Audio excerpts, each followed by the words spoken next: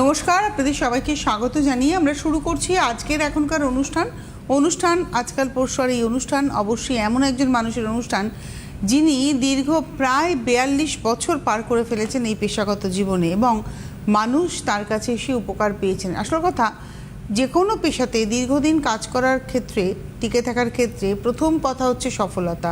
অর্থাৎ আপনি যদি মানুষকে সফলতা দিতে পারেন তবেই আপনি কিন্তু টিকে থাকতে পারবেন, বা মানুষ আপনার থেকে যদি উপকার পেয়ে থাকে তবেই মানুষ কিন্তু আপনাকে মনে রাখবেন। তো আজকে অনুষ্ঠানের যিনি অতিথি, তাকে মানুষ মনে রেখেছেন, মনের মণিকোঠায় সিংহাসনে বসিয়ে রেখেছেন। তার কারণ তিনি মানুষকে ভালো রাখতে পেরেছেন এবং মানুষের সাধ্যের মধ্যে। তো স্বাগত জানাবো জ্যোতিষ অনন্যাদিকে, অনেক অনেক স্বাগত। আমি প্রথমেই বলবো এই চ্যানেলের সমস্ত কর্তৃবৃন্দ এবং টেকনিশিয়ান ভাই যারা দূর থেকে দূরান্তরে পৌঁছে দিচ্ছে এই প্রোগ্রামটি, এবং আপনারা দেখেও উপকৃত হচ্ছেন। যারা দেখছেন তারা তো আছেনই, এবং যারা নতুন দর্শক প্রত্যেকেরই সুখ এবং সমৃদ্ধি কামনা করে আমার আরাধ্য দেবী শ্রী শ্রী তারামার চরণে প্রণাম জানিয়ে আমরা আমাদের এই অনুষ্ঠানটি শুরু করতে চলেছি। যেমন সঙ্গে থাকে আমার প্রিয় ছোট্ট বোন তনুশ্রী, তেমনি আজও আছে। ধন্যবাদ। তো আরেকটা কথা বলি যে দিদির অনুষ্ঠান মানেই আমি দিদির কাছে যারা আপনারা আসেন সেখানে আমরা যেটা দেখে থাকি যে দিদি সনাতন জ্যোতিষের পাশাপাশি কিন্তু তন্ত্র অর্থাৎ তন্ত্রের একটা প্রয়োগ, অর্থাৎ আপনার বিশ্লেষণটা হয়তো সনাতন জ্যোতিষ মতে হচ্ছে এবং তারপরে যখন প্রতিকার প্রতিবিধান তখন কিন্তু সেটা তান্ত্রিক মতে। তো এই তান্ত্রিক মতে প্রতিকার প্রতিবিধানের ক্ষেত্রে বিশেষ বিশেষ তিথি, অমাবস্যা তিথি, এগুলো ভীষণ গুরুত্বপূর্ণ হয়। এবং সামনেই যে একটা খুব বড় তিথি আসছে সেটা হচ্ছে অম্বুবাচী তিথি। আমরা সবাই জানি সারা বছরে একবারই আসে, এবং এটা যে কি মারাত্মক, মানে এর যে ফল মারাত্মক একদম। একটু শুনবো। এই দেখো, যখন নাকি রবি এবং চন্দ্র মিথুন রাশিতে আর্দ্রা নক্ষত্রে থাকে সেই সময় কিন্তু আমাদের এই অম্বুবাচীটা হয়, এবং সেই সময় আমাদের পৃথিবীতে তোমার পৃথিবী রজস্বলা হয়। হ্যাঁ, তখন ঋতুমতি হয় আর কি, রজস্বলা হয়। আর এই সময় যারা নাকি তোমার বড় বড় তন্ত্র সাধক, তান্ত্রিক সবাই কিন্তু এই দিনটায় ভীষণভাবে তারা সাধনা করেন। ওই স্থানে গিয়ে যদি সাধনা করেন তার মানে কামাখ্যাতে, তার কিন্তু ফল আরো মারাত্মক রকম হয়। তাই এই সময় যারা কাজ করাতে পারবে, যাদের ধরো পড়াশোনা, পরকীয়ার মধ্যে জড়িয়ে পড়া, অর্থের ব্যাপার, সেটা যে কোনো সমস্যা হতে পারে, কঠিন সমস্যা, হ্যাঁ, কঠিন থেকে কঠিনতম। আমি এমনকি আমার যে কাজ আমি করবো না ভেবেছিলাম সেই কাজও না আমাকে জোর করে করালো, বলে দিদি হয় হবে, না হয় না হবে, আমরা মারা যাবো, আমরা মরে গেলে আমার মেয়ে তো ভেসে এমনিও যাবে অমনিও যাবে, তার চাইতে আপনি করুন, যা হয় হবে। আমি তা করলাম, সত্যি মিরাকেলের মতো কাজ হয়ে গেল। সেই বিশ্বাসটা রাখতে হবে আর কি, তা না হলে এই অমাবস্যার তিথি যে 3 দিন 3.5 দিনের একটা তিথি পড়ে, এই আগে থেকেই যোগাযোগ করতে হবে, কারণ ওই সময় তো আর কাজ দিলে হবে না। না, এই সময় আগে থাকতে যোগাযোগ না করলে কি করে? প্রত্যেকটা মানুষ তার নাম, সম্ভবত 22 তারিখ থেকে লাগছে। হ্যাঁ, 22 তারিখ, সম্ভবত না 22 তারিখ থেকে, 22 জুন। হ্যাঁ, আর এটা হয় কখন? কাজটা তো ওই তিথির সময় হয় না, যখন সেটা ভঙ্গ হয় তারপরে যে পুজো আচ্ছাটা হয় তখনই ওই কাজটা করা হয়। আচ্ছা, হ্যাঁ, সেই সময়টার একটা মূল্য আলাদা। এই সময়টা এই যে 22 তারিখ থেকে জপ, যাগ, যজ্ঞ এবং জপ তপটা খুব গুরুত্বপূর্ণ। হ্যাঁ, তো এই সময় মানে মাটি খনন করা যাবে না, কাচাকুচি করা যাবে না, নখ কাটা যাবে না, এগুলো অনেক কিছু মানতে হয়। তো আপনারা অবশ্যই যোগাযোগ করবেন, যে ফোন নাম্বার রয়েছে আমি একটু জানিয়ে দেবো। বুকিং নাম্বার 7596853015, এই নাম্বারে আপনারা ফোন করে নেবেন। যারা দেখাতে চাইছেন এই নাম্বারেই ফোন করে অ্যাপয়েন্টমেন্ট করতে হবে। আগামী 3 তারিখ শ্যামবাজারে পাবেন দিদিকে, 7 তারিখ পাচ্ছেন 7ই জুন শিলিগুড়ি, 10ই জুন পাবেন হচ্ছে বারাসাত, 15ই জুন পাবেন হচ্ছে শেওড়াফুলি, 19শে জুন গড়িয়াহাট, 21শে জুন দুর্গাপুর, 23শে জুন পাবেন ব্যারাকপুর এবং 25শে জুন হাওড়াতে পেয়ে যাচ্ছেন। অবশ্যই প্রত্যেকটাই কিন্তু আপনারা অম্বুবাচীকে কাজে লাগাতে পারবেন, প্রত্যেকটা চেম্বারে যারা চাইবে যে আমরা লাগাবো কাজে। তো আজকে আমরা দিদির কাছ থেকে যেটা জানবো সেটা হচ্ছে যে এই যে আমরা মন্ত্রপাঠ করি, বিভিন্ন মানুষ বিভিন্ন রকমের মন্ত্রপাঠ করেন, তো মন্ত্রপাঠের তো একটা গুণাগুণ রয়েছে। অবশ্যই সঠিক পাঠে ভালো হবে, খারাপ যদি ভুল হয় তাহলে তার একটা নেগেটিভ হবে। কোন মন্ত্র কখন পাঠ করলে মানুষ? দেখো, আমরা যখন ঘুম থেকে উঠি না, ঘুম থেকে উঠতে উঠতে যদি আমরা এই কথাটা বলতে বলতে উঠি, ওম শ্রী শ্রী সিদ্ধিদাতা গণেশায় নমঃ। আবার যখন আমরা স্নান করব সেই সময় যদি বলি ওম কৃষ্ণায় নমঃ, বা ওম নারায়ণায় নমঃ, বা ওম গোবিন্দায় নমঃ, বা যেটা এই তিনটের মধ্যে একটা বললেই হয়। আর যখন আমরা খেতে বসবো সেই সময় আমরা বলবো ওম অন্নপূর্ণায় নমঃ। ভাত খেতে বসার আগে। আবার যখন নাকি আমরা রাস্তায় বেরোলাম কখনো, তখন আমরা বলতে পারি ওং বিঘ্ন নাশায় নমঃ বা ওং শ্রী শ্রী সংকটমাতা দুর্গাওই নমঃ। আচ্ছা। আবার যখন আমরা ঘুমোতে যাব সেই সময় যদি আমরা বলি ওং গোবিন্দায় নমঃ, বা এটা বলতে পারি যে ওং কৃষ্ণায় গোবিন্দায় হরয়ে প্রণমাত্মনে, হ্যাঁ, প্রণত কৃষ্ণাশায় গোবিন্দায় নমো নমঃ। এই মন্ত্রটা যদি আমরা রেগুলার পাঠ করি এই সময়, তাহলে কিন্তু আমরা অনেক ভালো থাকতে পারি। এটা এমন কিছুই না, সহজ মন্ত্র, কিন্তু কেউ যদি ভালো থাকতে করে সেটা তার নিজস্ব ব্যাপার, আবার কেউ করে না। এই একদম। তো আপনারা যারা অনুষ্ঠান দেখছেন, আপনারা ফোন করুন, আমাদের সঙ্গে সরাসরি কথা বলার নাম্বারে ফোন করুন। তবে এখানে যারা ফোন করবেন, পার্টিকুলার হয়তো একটা সমস্যা হয়তো আপনি এই মুহূর্তে ডিসিশন নিতে পারছেন না তাদের জন্য, কিন্তু যারা চেম্বারে আসতে পারবেন তারা জীবনটাকে কিন্তু সম্পূর্ণ গুছিয়ে নিতে পারবেন। তো আমরা একটু আমি তন্ত্রের কথাতেই আলোচনায় থাকি, একটু কামাখ্যার কথাতেই আলোচনাতে থাকি, যে কী ধরনের সমস্যা এই সময় আপনারা সলভ করতে পারেন। দেখো, বেশি আসে কি জানো তো, খুব বেশি আসে ওই যে যারা পরকীয়ার মধ্যে স্বামী জড়িয়ে গেছে, কারুর হয়তো স্ত্রী জড়িয়ে গেছে, কারুর হয়তো দেখা যাচ্ছে ছেলে মেয়ে খুব বাজে জায়গায় ফেসে গেছে, এটা হয় আজকাল মারাত্মক রকম। তো আসলে কি জানো তো, আজকালকার ছেলে মেয়েরা না বড় অ্যাডামেন্ট হয়ে গেছে, কাউকে পরোয়া করে না, আর কোনো কিছুকেই কোনো কিছু বলে মনে করে না, সব যেন জল ভাত। একদম। একটা মান সম্মান বলে একটা কিছু, আমি কি কাজ করতে পারি, কি আমার করা উচিত, এই ভাবনা চিন্তাটাই ওদের মাথায় থাকে না। একটা টেলিফোন হ্যাঁ। নিয়ে নিই। নমস্কার, কে রয়েছেন? আমি কুনাল বৈরাগী বলছি। কিচ্ছু শুনতে পাচ্ছেন, একটু জোরে বলুন। হ্যাঁ, আমি কুনাল বৈরাগী বলছি। আচ্ছা, কুনাল, হ্যাঁ, হ্যাঁ, কুনাল বৈরাগী। কোথা থেকে ফোন করেছেন? বেলুর থেকে ফোন করেছি দিদি। বেলুড়? আসলে হ্যাঁ, আমার এক বন্ধু আপনার এখানে গেছিল 3-4 বছর আগে। হ্যাঁ। সে একটা খুব ভালো সরকারি চাকরি পেয়েছে হ্যাঁ। রেলে, তো সেই কারণে আমিও আর কি ফোন করেছিলাম আপনার। ও আচ্ছা আচ্ছা আচ্ছা, date of birth date of birth বলুন। ডেট অফ বার্থ হচ্ছে 15/5/1998। 15/5/1998। হ্যাঁ সময়? হ্যাঁ, সময় হচ্ছে 10:50 রাত্রি রাত্রি 10:50। 50। হ্যাঁ, কোথায় জন্ম? আমার জন্ম বেলুড়ে। বেলুড়েই।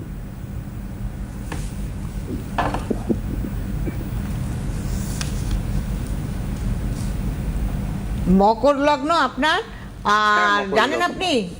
হ্যাঁ, মকর লগ্নটা জানি। আর মকর লগ্ন, ধনু রাশি, পূর্বসারা নক্ষত্রে জন্ম, গণ হলো নরগণ। হ্যাঁ, আচ্ছা। আচ্ছা, এইবার আমি একটা একটা করে বলবো। আপনার কি চোখে চশমা আছে? হ্যাঁ, চোখে চশমা আছে। হ্যাঁ, একটু না বক্সের আওয়াজটা বাড়িয়ে দিলে ভালো হয়। চোখে চশমা আছে, আর আপনি একটু লেজিও আছেন, আবার মাথাটাও চট করে গরম হয়ে যায় আপনার। ভুল না ঠিক? বলুন। হ্যাঁ, একদমই ঠিকই বলেছেন। যা বলছি ঠিক বলছি? হ্যাঁ, আচ্ছা, একদম ঠিকই এইবার বলছেন। আমি বলবো একটা একটা করে। আপনি আমার মা আপনার খুব আপনি সোজা। মানুষটা অত্যন্ত ভালো মানুষ, বুঝতে পেরেছেন, কিন্তু হ্যাঁ। সেটা আপনাকে বাইরে থেকে কেউ বুঝতে পারে না। আপনি আচ্ছা। খুব হিসেব করে চলেন, কিন্তু কারুর যদি কোনো সমস্যা দেখেন, আপনি কিন্তু আপনার নিজে না খেয়েও তাকে খাওয়াতে পারেন, বা নিজের অর্থ থেকেও আপনি সেখান থেকে কিছু হলেও দিতে পারেন। বলুন, ভুল না ঠিক? দিদি, আপনি কি করে বুঝলেন জানি না, কিন্তু একদমই ঠিক বলেছেন দিদি। এটা তো ছক, এই অঙ্কটাই তো হচ্ছে আসল। দিদি একদমই ঠিকই বলেছেন আপনি, মানে কি বলবো। আচ্ছা, এইবার আপনাকে বলি,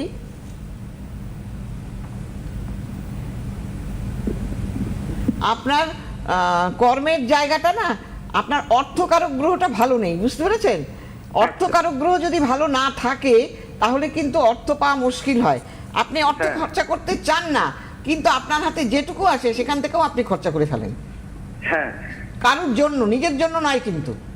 সত্যিই তাই, আপনি ঠিকই বলেছেন। আমি কিছু বন্ধু বান্ধবের জন্য করে ফেলেছি, কিছু আত্মীয় স্বজনের জন্য করে ফেলি। হ্যাঁ। আপনি ঠিকই বলেছেন, কি করে হ্যাঁ। বলছেন জানি না, কিন্তু কিন্তু নিজের ঠিকই জন্য বলছেন আপনি দিদি, নিজের একদমই। জন্য আপনার করার সময় আপনি ভাবেন যে না, এটা করবো না, থাক, পরে করলেও চলবে, এরকম হয়, তাই না? হ্যাঁ, একদমই ঠিক বলছেন হ্যাঁ। দিদি। দিদি, আসলে আমার মা বলতে চাইছিলেন যে আসলে আমার বিয়ে নিয়ে চিন্তা বিয়ে করছেন তিনি। বলছি দাঁড়ান, বলতে আপনার বিয়ে নিয়েই তো সমস্যা, কারণ হ্যাঁ। আপনার বিবাহ কারক গ্রহ দ্বাদশে চলে গেছে। দ্বাদশ স্থান থেকে কি বিচার করা হয়? খরচা। আচ্ছা। হ্যাঁ, তা সেই দ্বাদশপতি আপনার খরচার, বিবাহ কারক গ্রহ খরচার খাতায়, যার ফলে আপনার বিয়েটা হতে চাইছে না। বিয়েটা কখনোই জটিল বিচার না করে করবেন না, বুঝতে পেরেছেন? আর আচ্ছা। আপনার বিয়েটা একটা সম্ভাবনা আছে সামনের মানে 26-এ, এই 27-এ, বুঝতে পেরেছেন? 26-এর শেষে অথবা 27-এ। এইবার আমি বলে দিলাম বলে এই যে আপনার হয়ে যাবে তা নয়, কিন্তু আপনার গ্রহটাকে ঠিক করতে হবে। আচ্ছা, এবারে আপনি খালি বলুন, আপনার তো বিয়ের বয়সটা হয়নি, খুব একটা বেশি বয়স হয়নি, 28 বছর সবে হয়েছে, এখনই বিয়ের জন্য চিন্তা করছেন কেন? কেরিয়ার কি আপনার? আমার একটা বিকম পাস করে, মানে বিকম সেকেন্ড ইয়ারে ছিলাম, আমি একটা প্রাইভেট কোম্পানিতে চাকরি করি। আসলে মানে আমার বাড়িতে কেউ নেই, মা আর আমি শুধু আছি, সেই জন্য আর কি মা খুব উদ্বিগ্ন হয়ে উঠেছেন যে হ্যাঁ। চাকরি, মানে একটা বিয়ে মানে দিয়ে মা চাকরিতে কি করতে আপনি চান। খুব একটা স্যাটিসফাইড? যেটা দিদি বললেন, আপনি কি চাকরিতে স্যাটিসফাইড? সেটা তো বুঝতেই পারছেন, বিকম সেকেন্ড ইয়ারে বিয়ে করেছি, সেরকম ভাবে তো মানে হয় না, ঠিক হয় না, মানে- তাও পাত পেয়েছে যে ওনার ছকে আছে তাই। হ্যাঁ। তবে উনি হাই অ্যাম্বিশাস যে আমি ভালো থাকবো, চেষ্টা করে ভালো থাকার, ঠিক কিনা বলুন?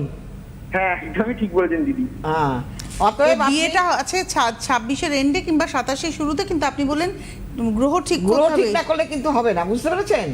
আচ্ছা দিদি, সমস্যায় পড়ে যাবেন। কি করতে হবে? এই জন্য আপনি চেম্বারে আসতে হবে দাদা। হ্যাঁ, এখানে আচ্ছা, থেকে তো ঠিক আছে। সব কথা বলা সম্ভব না, তাছাড়া এখান থেকে আপনাকে উনি বলে দেবেন, হয়তো খুব একটা পুজো পাঠের কথা বলতে পারেন, কিন্তু আপনার যেটা প্রতিকার লাগবে সেটা আপনাকে সামনে দেখে আরও সময় নিয়ে আপনার চকের আরও বিশ্লেষণ করে এক্স্যাক্ট প্রতিকারটা সেটা আপনাকে চেম্বারেই আসতে হবে। আপনি বেলুড়ে থাকেন, হাওড়ায় চেম্বার রয়েছে 25 তারিখে, হাওড়া আছে, শেওড়াফুলি আছে, শেওড়াফুলিতেও বেলুড় আছে, থেকে হ্যাঁ, শেওড়াফুলি বেলুড় কাছে। থেকে কাছে। তো আপনি শেওড়াফুলিতেও আসতে পারেন, হাওড়াতেও আসতে পারেন। শেওড়াফুলিতে রয়েছে হচ্ছে আগামী 15 তারিখ, আর 25 তারিখ রয়েছে হচ্ছে হাওড়াতে। আর এছাড়া আপনি অনলাইনেও যোগাযোগ করতে পারেন, 4টে থেকে 7টা অবধি। আজকে 5টা থেকে 7টা, রোববার, এছাড়া সোম থেকে শনি 4টে থেকে 7টা। 7টা। অনলাইনে আপনারা পেমেন্ট করে দেবেন ফিসটা, দিয়ে আপনি অনলাইনে প্রেডিকশন পেয়ে যাবেন, কিন্তু প্রতিকারও আপনারা অনলাইনে বাড়িতে পাওয়া পেয়ে যায়। যাবেন। তো আমরা ছিলাম অম্বুবাচী নিয়ে কথা বলাতে, যে তো- কতটা মানে কঠিন সমস্যা এখানে দূর হয়ে যেতে পারে। প্রচুর কঠিনতম সমস্যা। হ্যাঁ, যে সমস্যা ভাবা যায় না যে হবে বলে। একটা ভদ্রলোক এসেছিল, খুব বয়স্ক, এইবার আমার নিজেরই দেখে খুব খারাপ লাগছিল। তারপর ভদ্রলোক এসে বলছিল তার ছেলেটি একটি বইয়ের সঙ্গে জড়িয়ে গেছে, সে কিছুতেই পারছে না, অনেক চেষ্টা করেছে, করে করে করে করে তা বলছি দিদি আপনি যেভাবে হোক আর আমাকে করে দেন, নাহলে আমি আর মানে আমি মরে যাবো, যখন আমার স্ত্রীও নেই, আমি কার কাছে আমার ছেলেকে রেখে যাব বলেন দিদি? তা আমি বললাম দিদি আপনি এসছেন, অনেক দিন হয়ে গেছে, অনেক বছর, দিন নয়, একটু সময় লাগবে কিন্তু। হ্যাঁ, নামটাও আমার স্পষ্ট, এখনও আজ থেকে 15 বছর আগের কথা বলছি, তাও মনে আছে। তো বলছি যে এরকম বহু, উনি তো একলা নয়, কারণ যেহেতু উনি আমার বাবার চাইতেও বয়স বেশি ছিল বলে আমার ভীষণ অন্তরে লেগেছিল। তো যাই হোক, তারপরে আমি তাকে করে দেওয়ার ফলে তার কিন্তু সেই ছেলে আবার মানে ওইখান থেকে ডিটাচ হয়ে গেছে। তারপরে এসেই আমাকে ধরেছে, দিদি আমি বললাম আর দেরি করবেন না, এক্ষুনি বিয়ে দিয়ে দেন, যেখান থেকে পারুন আপনি বিয়ে দিয়ে দেন, বিয়েটা হয়েও যাবে, যোগ আছে, দিয়ে দেন। তা কাজেই এইগুলো এই সময় কিন্তু এইগুলো করা যায়। আবার এমনও দেখেছি আমার কাছে এসছে, দিদি আমার ছেলেটা না কিছুতেই বিয়ে করতে চাইছে না।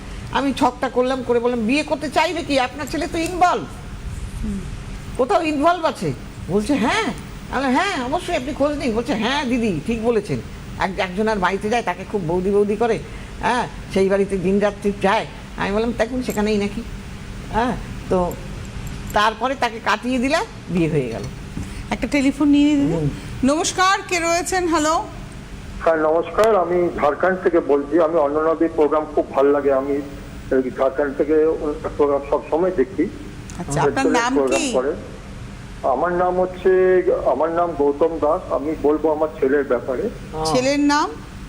ছেলের নাম রাজদীপ দাস। ও, আপনি ঝাড়খণ্ড থেকে ফোন করেছেন? আমি ঝাড়খণ্ড থেকে। ডেট অফ বার্থ 8ই সেপ্টেম্বর 1993। 8ই সেপ্টেম্বর, হ্যাঁ 1993। সময়? 8 রাত 11:17 PM। 1900 কত? 93 আচ্ছা। 1993। সময় 11:17 11:17 রাত্রিবেলা। ও রাত্রিবেলা 11:17। 23টা 17 আর কোথায় রাত্রিবেলা। জন্ম? আর ঝাড়খণ্ডে ধানবাদে। ধানবাদে যাবে। আর আপনি এখন ফোন করছেন কি ধানবাদ থেকেই? হ্যাঁ আমি ঝাড়খণ্ড থেকে করছি। ঝাড়খণ্ডের ধানবাদ থেকেই করছেন না অন্য কোনো রাজ্য? হ্যাঁ আমি ধানবাদ থেকে। বৃষ লগ্ন, বৃষ রাশি, রোহিণী নক্ষত্রের জন্ম, ওর গণ হলো নরগণ। হ্যাঁ হ্যাঁ, লাইনে থাকুন, আমি একটা একটা করে বলবো।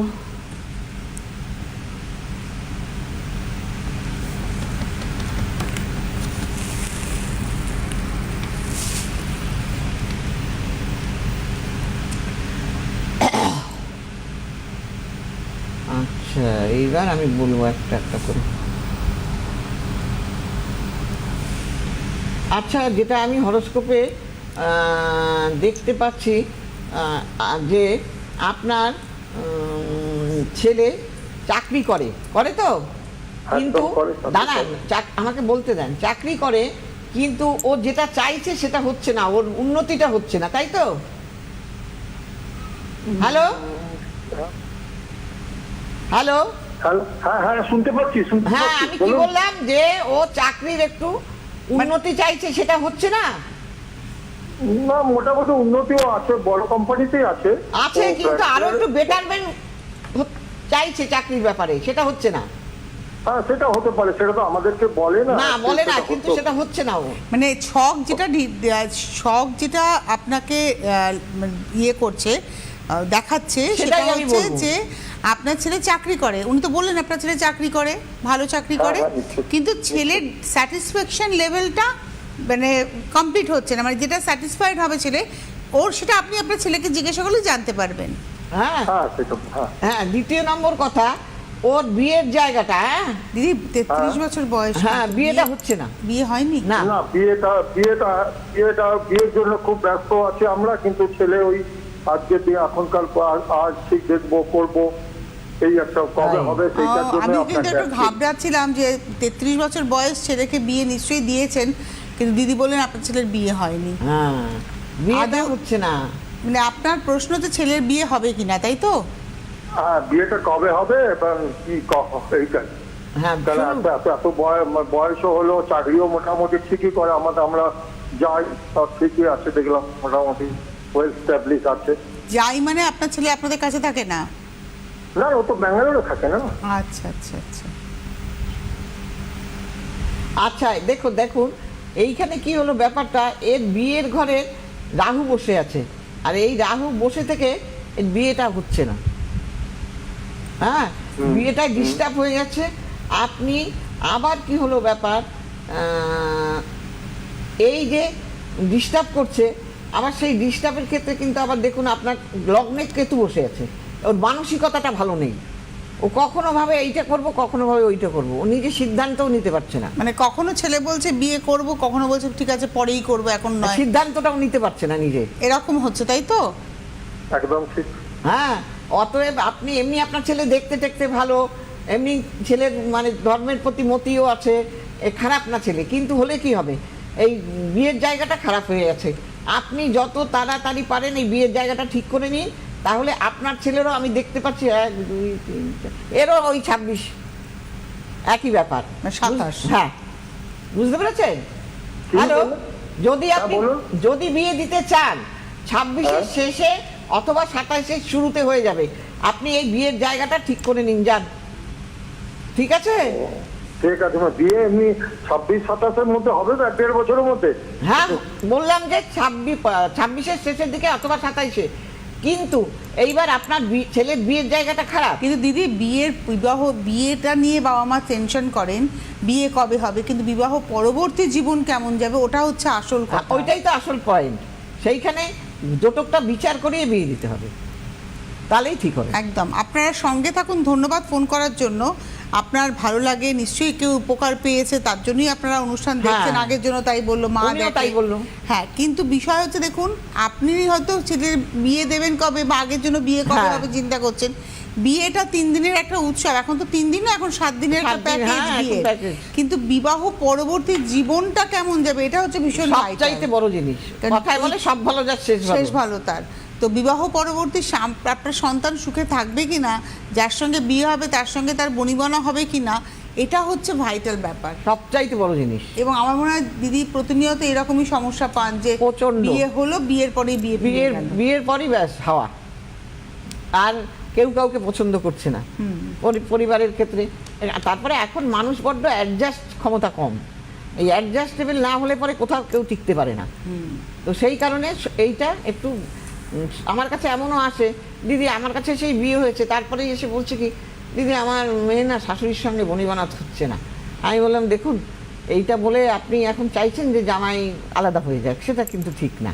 আপনি দেখুন 2 দিন বাদে আবার ঠিক হয়ে যাবে। প্রথম বিয়ে হয়েছে, এখন অনেক কিছুই হতে পারে, একটু অ্যাডজাস্ট করে চলুক, আবার ঠিক হয়ে যাবে। এটা আপনার দেখুন, একটা ঘর ভাঙতে সময় লাগে না।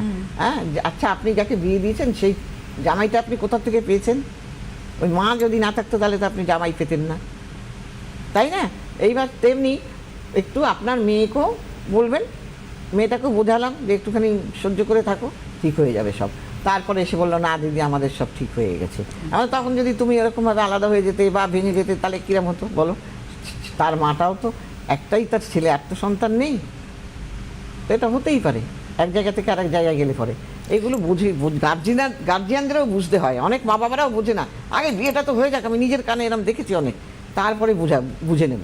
এটা একটা কথা? তোমার বউটাও যদি, ছেলের বউটাও এসে তোমার সঙ্গে এরম বুঝে নেয়, তখন তো তোমার ভাই খারাপ লাগবে। কাজেই এগুলো করা ভালো না।